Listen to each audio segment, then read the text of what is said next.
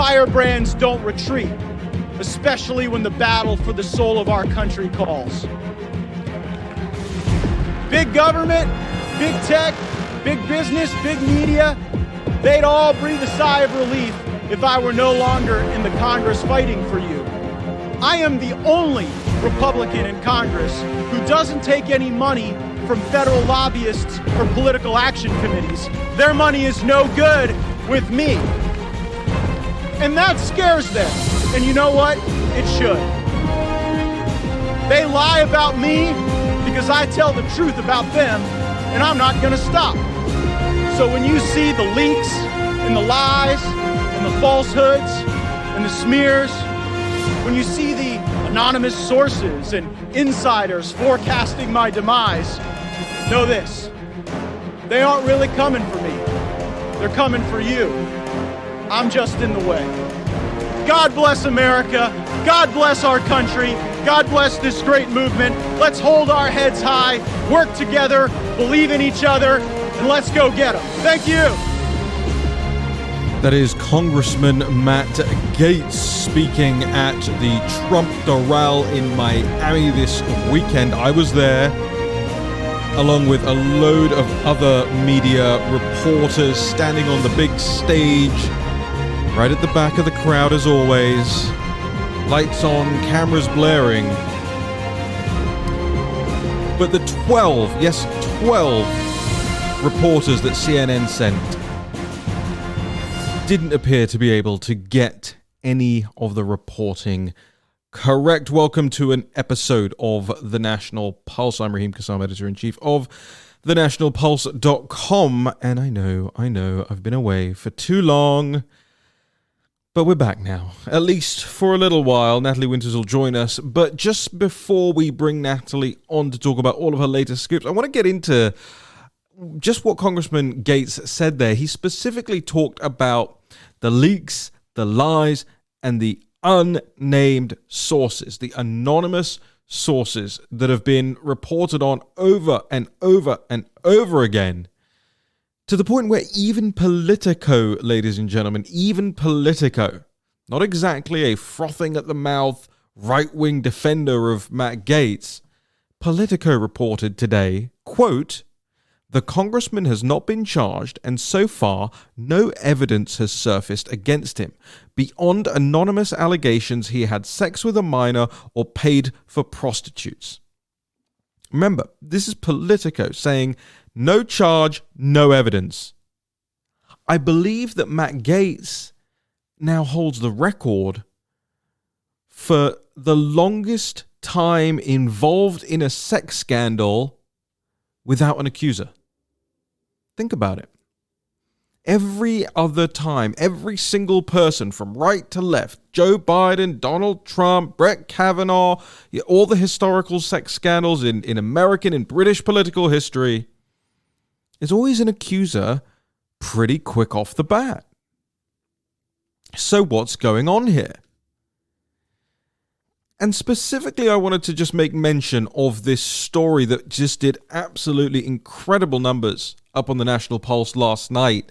It's entitled Evidence: How CNN Faked a Story About Matt Gaetz, Got Caught, but Still Won't Remove It. And as I speak to you right now, that story is still for 24 hours nearly now, leading on the CNN.com homepage. Now, I understand that Congressman Gaetz will be pursuing this legally with CNN. And CNN's story simply amounted to this: that Gaetz had asked for a meeting with Trump this week and got rebuffed. But here's why it's really interesting, because this is about the anatomy of a lie. How does a lie go twice around the world before the truth even gets its trousers on? Well, it's because of places like CNN. Remember, this is the facts first, a banana is not an apple network, right? And they had the temerity, the audacity to go on a story which they didn't have any named sources for, which was denied by both sides who were involved in the story. And, as I will reveal to you now, and as readers of the National Pulse will already know, in that story, and around that story, Gabby Orr, the reporter, formerly of Politico, now at CNN, admits to having made a mistake. Admitted privately to Raheem Kassam that she had made a mistake. But CNN still won't take the story down. So I'll walk you through it really quickly. Yesterday afternoon, Gaetz' staff received a request for comment from Gabby Orr. It is Gabby Orr's first story for CNN, having just left Politico and moved over to CNN. In fact, she still had her Politico email address up in her Twitter bio, and that's important, and we'll get to it. But Orr's email read, and I quote, "Apologies for bothering you on a Sunday, but I wanted to run something by you for confirmation before reporting it out. I was told by two people familiar that Congressman Matt Gaetz asked to meet with former President Trump at Mar-a-Lago last week and was denied." End quote. End email. Before reporting it out, I wanted to run something by you. That's what she said. But she did actually report it out without receiving any confirmation from either side or even receiving an acknowledgement that her comment request had been received. We published her whole email to Gaetz' spokesman up on the National Pulse. You can go and read it for yourselves. Gaetz' team sent a response. They said, quote, "Rep Gaetz was welcome to Trump Doral this week and has not sought to meet with President Trump himself. He's been mostly relaxing with his fiancée this week during recess. GOP establishment types can leak as many lies as they want to their friends at CNN, but a recent poll showed Rep Gaetz' constituents are overwhelmingly supportive of him, and that's the only support a member of Congress needs."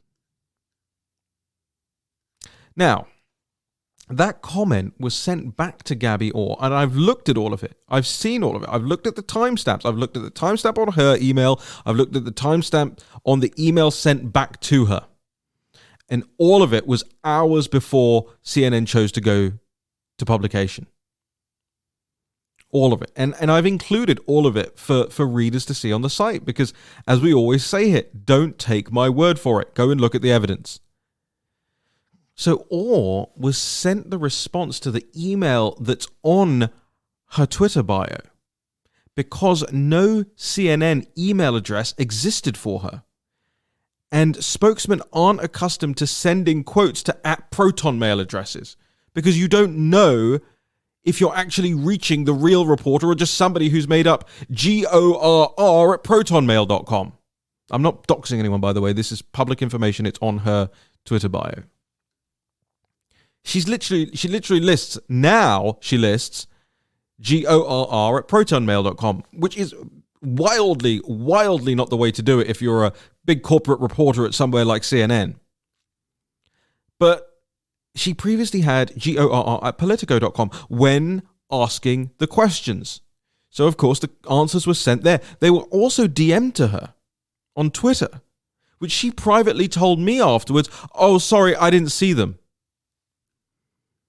This is a national Politico/CNN correspondent we're talking about here, publishing a major story that's now led the CNN homepage about a nationally important story pertaining to a very significant congressman and a very significant law enforcement investigation. And CNN doesn't have her with an email address. She has the wrong email address on her Twitter bio. She's asking now for people to send emails to a Proton Mail account. This isn't the facts first apple banana CNN that we were told about, right? In fact, this looks and smells very much like a college undergraduate journalism project, right? And that's not all, ladies and gentlemen. In fact, that's a sideshow to this whole story. So I asked Orr privately, I said, "Hey, what happened here?" I even publish our DMs on this because Frankly, I want people to see that I'm not spinning her words out of context, and I want people to see where I approach this from. So I said to her, look, I understand. Gaetz' team tells me that they've sent you the request hours before. Why have you run this story with the headline that says Gaetz has denied a meeting with Trump? They deny that. Why is that not in the story? She replies to me, quote, honest mistake. I've passed along his statement to add in. I reply, oh boy, that's a mighty pickle. You know, just to show I'm not being hostile, I'm not being aggressive, I'm trying to be nice and understand what's going on here. And she responds to that. She says, it's been updated. That was a sincere oversight on my end. I would never deliberately ignore a spokesperson's response to a request for comment. The problem is the story would never have run if she bothered to check her Twitter DMs, or if her email address was correct, or she wasn't reaching out from a private anonymized email account. That's CNN for you. Those are the standards, the journalistic standards, apparently, that they hold themselves up to. She says twice. Once she says honest mistake, and the second time she says sincere oversight. So twice you ever see it in the space of two responses to me over the course of 3 minutes. You have a CNN reporter admitting mistakes in the story, and yet the story remains up. But there's more. Moments after the story went live, Jason Miller, who is the communications person for Trump World, right, issues two statements. Says, number one, the CNN story is complete fake news. No such scheduling meeting request was ever made, and therefore it could never have been declined. Take note that this story has zero on the record sources. It's literally made up. We are demanding a full retraction, as in Trump and his team are demanding a full retraction. And Jason adds to that, CNN has no on-the-record sources making this claim, no electronic or written or recorded evidence backing up this claim. It flat out never happened, and we are demanding a full retraction of this story. Who is the editor that allowed this to be printed? So now you have denials from both sides. And if Trump was trying to hang Gaetz out to dry by rejecting a meeting request, then why would he instruct his spokesman to go out there and say this never happened and demand a retraction? Demanding a retraction is a massive thing to do. You know, often you will ask for an update, you will ask for a correction, you will ask for a spokesman quote to be added in. But an ask for a retraction from somewhere like CNN is a major thing to do, and the Trump team did it, which tells you that this story has no legs. The reporter failed to include the comment on this original story, used an anonymized private email account, not an official address, expected a response from a congressman of the United States. Her own contact details in her own biography were incorrect, and now they're refusing to retract the story, even after they learned they have it completely wrong. And there's one more thing I want to add to this as well. It's slightly further down in the CNN story, but it says this, quote, a person directly involved with Trump's post-presidential operation said the ex-president's aides were under the impression that Gaetz went down there, to Doral, to try and run into Trump or people around him. Yeah, except I was down there, and 12 CNN reporters were accredited to that event as well, along with about 40 other reporters, and everybody can attest to the fact that Gaetz literally pulled up to Doral, gave his speech, and left. He didn't hang about. He didn't go to the bar. He didn't say, where's the president? Everybody knew the president was going to be at Mar-a-Lago this weekend and speaking at that other Republican event. Why would Gaetz go down to Doral to find Trump somewhere where everybody knew Trump wasn't going to be? And why would he do that by literally getting out of the car, giving a speech, and then leaving? I just, I found this so incredible, this story. Because it's not often you get an establishment reporter to admit to you that they have made a mistake twice in the space of 3 minutes in a direct message. But lastly on this story, which makes it even more galling, and I hope Matt Gaetz takes legal action against CNN on this. I really hope he takes them to the cleaners on this. Because the story itself, the CNN story itself, has been updated 3 times at least from what I can tell. And the line at the bottom of the story says, "This story has been updated with a comment from a Trump spokesman." That's a lie. The story was updated with a broad denial from a Gaetz spokesman. Then the story was updated again with the text of the denial from a Gaetz spokesman. Then the story was updated again with a comment from Jason Miller, a Trump spokesman. And there's no accountability here. There's almost no way of getting CNN to remove this story. It'll be a long, long legal battle to do so, to even admit that they got something wrong here. It's stunning. It's absolutely stunning. And I cannot believe this sort of thing is allowed to happen.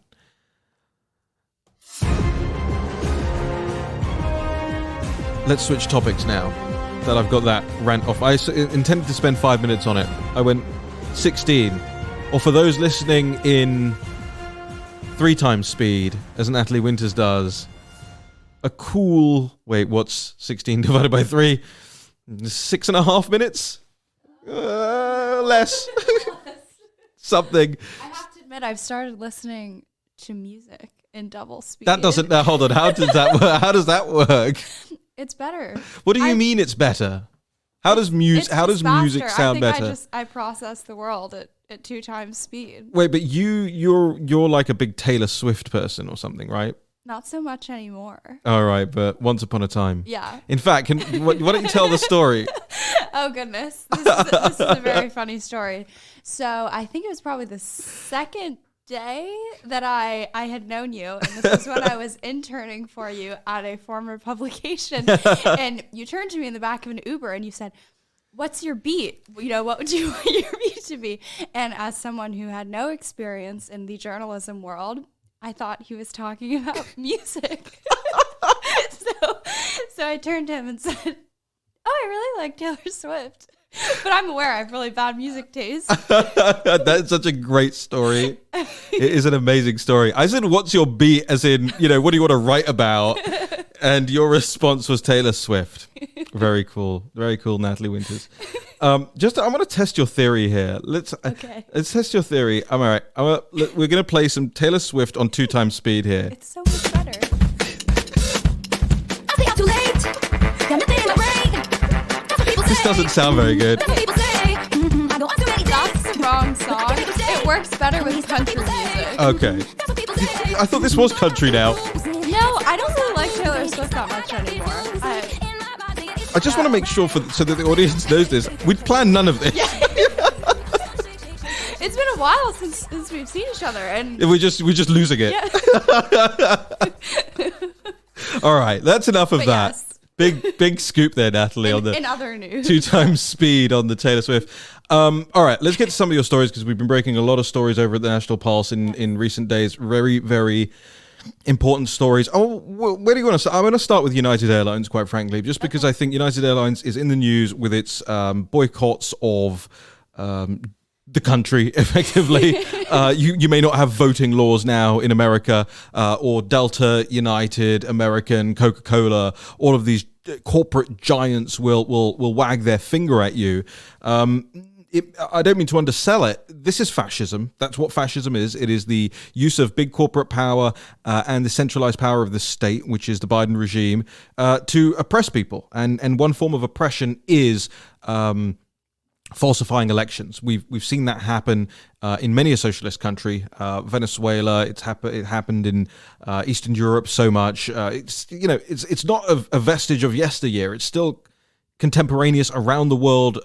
Voter fraud is rife. It's common. They stack the decks in terms of one political party, and that political party in the United States is the Democratic Party of America. But United has been doing something else, which tells you about their motivations in the background of all of this. Natalie, what is it?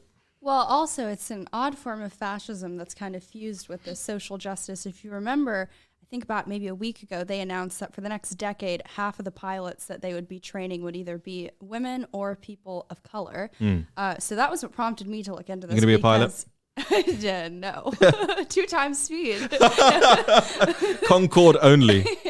But that was what prompted me to look into this story in the first place, because 9 times out of 10, when these corporations go woke, they typically have a huge portfolio in China, more specifically with the Chinese Communist Party. But with regards to United, the story that we have up really takes it to a whole other level. So there's a program that we've exposed a lot at the National Pulse, the China United States Exchange Foundation, which is part of a Chinese government-backed effort called the United Front, which really seeks to target American thought leaders, American students, journalists, congressmen, senators, frankly, even presidents, and get them to push pro-Beijing policies, or on the student level, at least adopt a worldview of China that is consistent with that of the Chinese Communist parties. We've exposed how they've sponsored trips for college students, journalists, former and current congressional officials. And interestingly enough, they also do this program for American high school students, specifically coming from Chicago, specifically Chicago's Urban League, which is, if not exclusively, I would say upwards of 90% African-American students, which is really funny to reconcile that with their new push for diversity and social justice, because United Airlines declares itself the, quote, official airline of the Chicago Urban League's mission to China. Now, what was that mission? It was And by the way, just for the record, we have an image of that. Yeah, you got to look at the article. It's the craziest picture. They are so bold with documenting their sellout to China. They're standing by the Great Wall. Yeah, so it's actually funny. To get to the Great Wall, you have to take a whole thing up, and you have to, it's a whole trek to get there. So I just want to know who carried the banner, who was responsible for even getting it to China in the first place. I'm sure it probably had a special place on the United Airlines trip. But what's so interesting is that United Airlines actually subsidized the flights to get these students for at least 3 years, groups of about a dozen of American high school students, to go to China and participate in these programs, which not only do they tour facilities, we've seen similar trips go to facilities like Huawei, even get lectured by former PLA military officials, but they also have a historically black college and university program, which is kind of similar to this. It deals with the same people. And interestingly enough, a student who went on that trip actually after wrote a blog post for QSEF, and they referred to China as an amazing communist country. That's a direct quote. Well, no, what they said is, quote, I learned that the culture and history of China far exceeds those of the United States, exceeds it so well. It's predicted that China will be the #1 country of foreign policy and investments in less than 20 years. Open your eyes and your mind. Research for yourself and don't be corrupted by the misinterpretation the classrooms feed us. God knew that I needed to participate in this program. He saw me fit to be one of the 20 students that will help spread the positive light of an amazing communist country, as well as help bridge that gap between the China-US cultural exchanges, end quote. I mean, that is, North Korea creepy. Yeah. And frankly, it really is a high return on investment from the Chinese Communist Party's perspective, right? I'm sure they would love for somebody like the girl who wrote that to, end up at the negotiating table in Alaska, because she'd probably be pretty easy to get to push the pro-Beijing line. But yeah, United Airlines... Wait, I thought she was.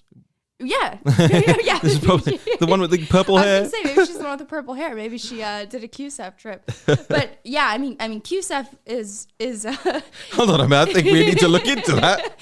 No, QSEF is really top dog when it comes to the Chinese Communist Party's influence operations. And it's egregious that they're targeting high school students. And the fact that United is not just... aiding and abetting it, but outright shipping the kids to China to have them be indoctrinated as they're, parading around talking about how, woke and social justice friendly we are, while canceling and elections with integrity is just, I don't even know how you reconcile that. It's absolutely disgusting. Well, I agree with you, but I think there's another part of this that people may be inclined to tiptoe around this, but they are very clearly targeting African Americans on lots of different levels. You have the Congressional Black Caucus, as you mentioned, that has been involved with all of this stuff. You see how a lot of the language of social justice is being used by the Chinese Communist Party. I mean, it was in that Anchorage, meeting where they talk. Was it Tiger Yang who was mentioning specifically, hey, you are a racist country, and citing BLM and all of that stuff. So there's very clearly this attempt to weaponize black Americans against America. And I find that to be incredibly racist. It's predominantly a national security threat. It's predominantly all these other things. But if we're on the subject of social justice and we're on the subject of race relations, you have let's be very clear about how China treats black people, right? It's not good by any stretch of the imagination. Let's be very clear about how China treats most ethnic minorities outside of themselves, and it's abysmal. And this is now happening, and it's happening with the blessing of black leaders in the Congressional Black Caucus.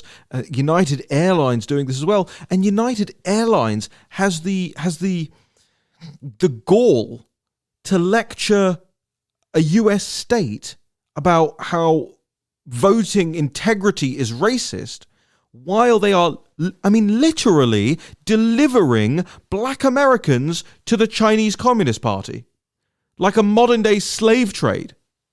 Yeah, I'm on the CUSEF website right now, and they have their own little section. It's called African American Student Groups Highlight, and this is all the different schools that are, I guess, exclusively African American. So those are your HBCUs, and then these high school, and it's especially in Chicago, which is an interesting connection. There's a lot of CCP influence operations that go on in that city. But you are so right that the Chinese Communist Party really seeks to weaponize these racism narratives. And it's really funny. I am an avid consumer of Chinese state media, and every for the right reasons, if there are any, for its opposition research, right? I always joke I'm probably the only legitimate view that they get on all their content, because otherwise it's just bots. But every single day they have some op-ed, they have some cartoon up that has to do with racism. I think about a week ago they had a cartoon that it was an individual getting a vaccine, and in a little thought bubble they said, "Is there a vaccine for racism?" And this is just the kind of propaganda that CGTN puts out. That's China Global Television Network, which is obviously a state-run media outlet, and Global Times, China Daily, they all do the same. So it really is kind of an interesting special relationship, really a match made in hell, I'd say, between that sect of American politics and the Chinese Communist Party. Yeah, you don't have to say that sect. These are race grifters. Yeah. Just let's call it what it is. The Al Sharpton wing of American politics don't care about black people. They care about how they can enrich themselves. Look at Patrisse Cullors, right? Buying, 4 mansions, mm-hmm. right, on the back of her BLM activism. This is somebody who's described herself as a trained Marxist. My question is, who trained her? No, seriously, maybe it was CUSEF. Yeah. Maybe we need to look into that, because there is a nexus that is very visible here, and people feel very uncomfortable talking about it because they think they're going to be called racists for talking about it. But it's the opposite. It's the Chinese Communist Party and their allies, including and up to the President of the United States, Joe Biden, that are, again, I will say it again, delivering black people to China as propaganda tools, while China uses its own ethnic minorities as slave labor. We are watching the new slave trade being built here, and whether it's slavery of the mind or slavery of the person, the Chinese Communist Party is doing it. And Congressional Black Caucus leaders are taking part, and Joe Biden is complicit, and every single person that isn't an avowed... By the way, it is not good enough to be a China skeptic anymore. It just isn't. You have to be a full China hawk. You have to be. Otherwise there's no point. And every single person who does not regard themselves as a full-throated China hawk is aiding and abetting the Chinese Communist Party. Yes. You don't have to agree with me. No, I agree. Right. I agree wholeheartedly. And it's not just that, these people... And actually, you know what? I will add one more thing that's very interesting. One of the lobbying firms that CUSEF has retained, and they have retained a lot of them, but one of the primary ones that focused specifically on the educational exchange program is called Wilson Global. And the lady who runs it is by the name of Julia Wilson. She's also an African-American woman. And it's really interesting when you see this kind of axis as to how CUSEF is targeting these African-American leaders. None other than Marcia Fudge, who is Biden's Secretary for Housing and Urban Development. She was the congressional leader who really collaborated with Gusev to get these exchanges going. Actually the inaugural cohort to China of the congressional branch of this exchange program was named in Marcia Fudge's honor. So you really see the elites who are selling out these African American students. They're making a ton of money. They're rising to the top of democratic politics. Meanwhile, they're lecturing us on racism, and meanwhile, they're sending their own constituents to go to a country that treats them horribly and treats their ethnic minorities 10 million times worse than we allegedly do ours, even by their own standards. It's extraordinary stuff. Natalie, take us on the next scoop. Sure. Well, you like to talk about establishment media outlets retracting stuff. I think deleting an entire Twitter account falls under that category. Yep. I'm talking about none other than Jonah Kessel, who is the New York Times, I believe, director of cinematography and also a visual journalist for them. So I will summarize the story very briefly. We pop up the story about maybe a week-ish ago, talking about his old tweets. Specifically, I'll read a couple of the highlights because they're pretty juicy. Nope, right here in Beijing, 4-day expedited service. Sometimes working for the PRC has its benefits, smiley face. Next tweet. I don't remember signing up to be an indentured servant to the PRC, but somehow that happened. Next tweet. Nah, I get paid by the Chinese government these days, and in RMB it actually worked out at 6.8K. And lastly, there are a lot more, but for the sake of time, I'll just read one more. You know you work for the PRC when the first word that comes to your mind when asked to describe your workplace is harmonious, #China. And this is because he was the creative director at China Daily from 2009 to 2010. And then after that, he became kind of a freelance photographer. And on his website, he brazenly lists that one of his clients was the People's Republic of China Ministry of Information. So after we pop up this story, it goes pretty viral, prompting the guy to delete his entire Twitter account because there were so many old tweets. We only included the best, but there were hundreds of tweets talking about China Daily, how he worked kind of in the Chinese Communist Party media sphere. And after he deletes the tweets, which I thought was really interesting, a lot of people from the New York Times and the Washington Post, the blue checkmark brigade, kind of came after me, came after the story, and they were saying that, oh, this is a falsehood, this is a smear. And there was actually Oh, they did? I didn't know that. Yeah, no, I want to read two of the tweets because they're actually kind of funny. So this is from just context. This is the lady who, after Kobe Bryant died, she tweeted Kobe Bryant is a rapist and got suspended from the Washington Post. So context. She does like a 7-tweet thread. Meanwhile, Jonah Kessel, who's the guy, has said nothing. So I don't know what he's thinking. But this girl goes, this is one of the tweets in the thread. The list of journalists who have done brief stints at places like China Daily or the Global Times is long. And that experience can also bring a reporter valuable insight into how China works. It's different from, say, being an anchor for somewhere like CGTN Today. First of all, a lot of CNN and BBC people are now anchors for CGTN Today, so she doesn't know what she's talking about. But that's missing the forest for the trees. I think that's a really bizarre admission to say, no, it's okay because a lot of people do it. It's totally fine. And look, I mean, there was a lot of good things came out of people being reporters for Der Stürmer and Pravda, right? That was totally acceptable. Yeah, and especially now when you're seeing Chinese state media really launch a full-blown campaign to deny anything bad going on in Xinjiang. Two, these are outlets that have aired forced confessions and attack America on the daily. And the whole format that they use, right, the whole entire front page of China Daily, it was designed by Jonah Kessel. So these people can say what they want. They can say that they just, they were just exposed to how it works in China. No, they are now using the systems that you created to spread propaganda against Americans and bolster the Chinese Communist Party. And these are the kind of people who say that, these exchanges and working for China helps a free press develop and it helps to democratize and liberalize. It's like, no. No, that is not what happens. Not at all. And just tell me who is that person? Felicia Sonmez. What do they do? Washington Post journalists. Oh, they're actually at the Washington Post. Mm-hmm. The Washington Post that puts China Daily in their paper and takes money from the Chinese Communist Party to promote their narratives. Oh, okay. Yes. This is the same Washington Post that has "Democracy Dies in Darkness" on its strapline. And the same Washington Post that sends the reporters on QSEF trips. And this is the same Washington Post that calls for websites like Breitbart to be shut down. But she's saying it's okay to work for the Chinese Communist Party's wholly owned media outlets. In the same Washington Post that I believe publishes op-eds by QSEF's founder and publishes op-eds from Chinese Communist Party leaders. Come on, man. I feel like we could do this all day. Wait, can I read one more funny tweet from her? Read all of them. I hope, again, in publishing this story, which frankly wasn't even supposed to be about his tweets, that was just kind of the icing on the cake because they were so bizarre. It was more about how American journalists built the ecosystem and the infrastructure for Chinese state media to flourish. Yeah. But maybe she just knows because she was suspended from the Washington Post, but she goes, I hope New York Times has Jonah's back on this. It would be great if they issued a statement defending him. Amid the national conversation on online harassment, this is another especially pernicious form it takes. Targeted smear campaigns, often on reporters who covered China. Well, okay, so she's accusing you, and I guess me, of a targeted smear campaign. Now, let me be honest with you. I couldn't tell you the name of this person.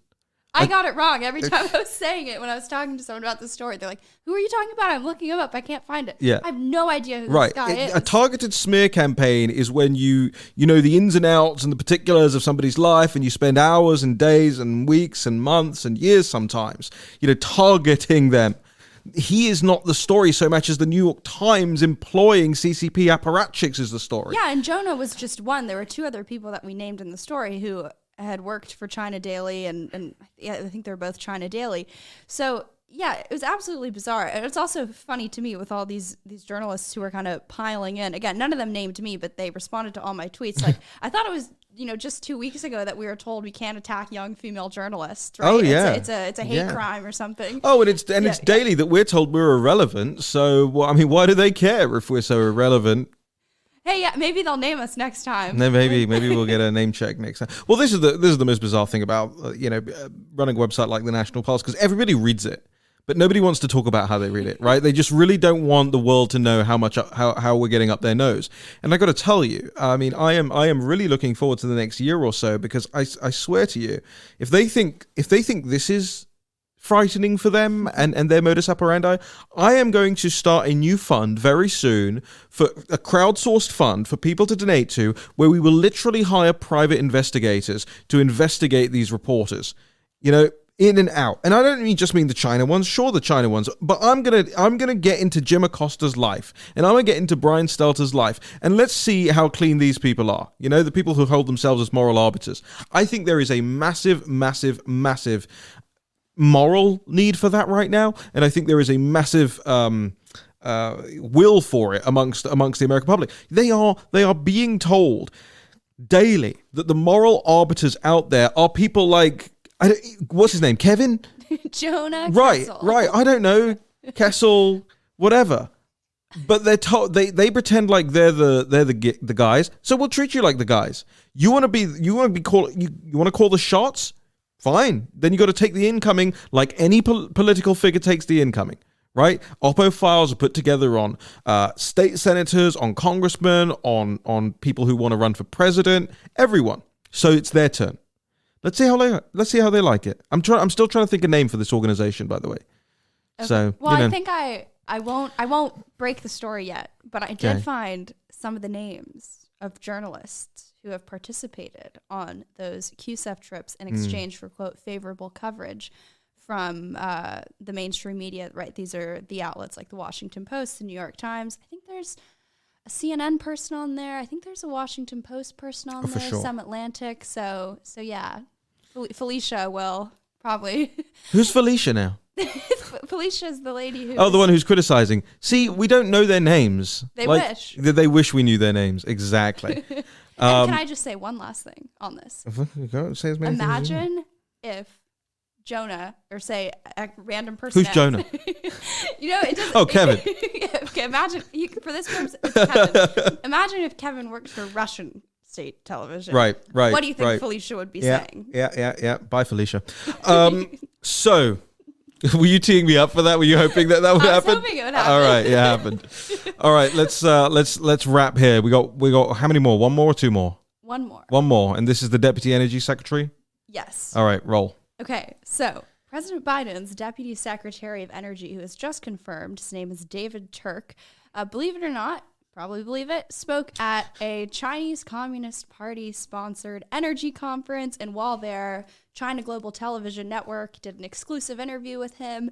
And he really praises China as kind of the leader in energy and that they're driving all the trends. So to start, going to this conference is horrible at face value because it was sponsored by both the Chinese Communist Party's Ministry of Commerce and a provincial government. If you read the website, it talks how it's the, quote, only state-level international and professional exhibition in the energy industry field approved by the state council, and it's striving to be the vanguard of national energy revolution. So thoroughly a Chinese Communist Party conference.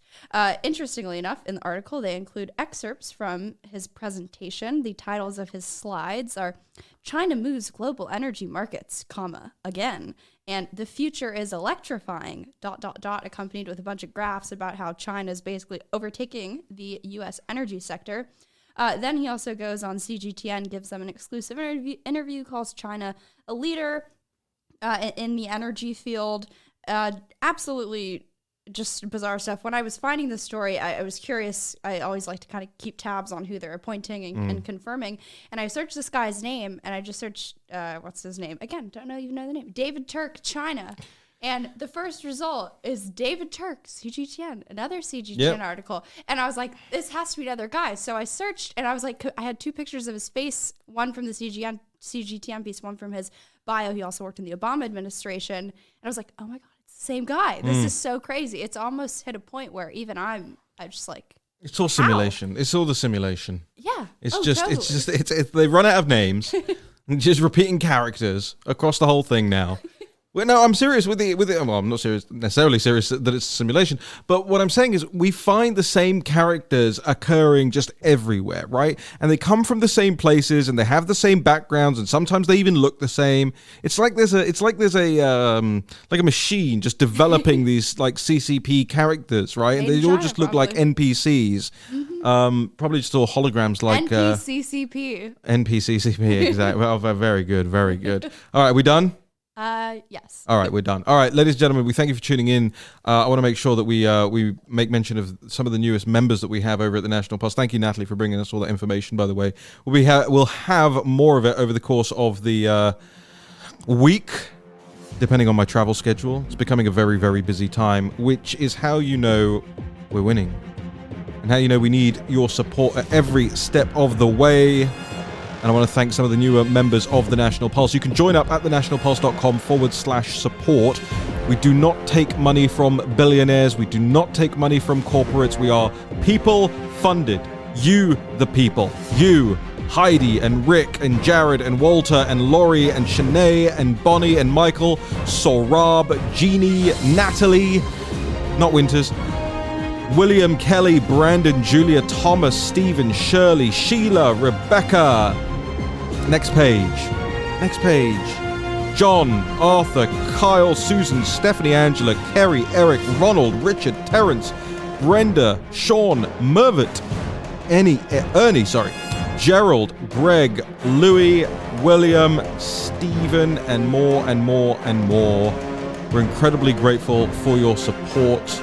It is going to take an army of ordinary people to take on the establishment, to take on the CCP, to take on Kevin or whatever his name is, and the Washington Post, and all of the crooks, the liars, the frauds.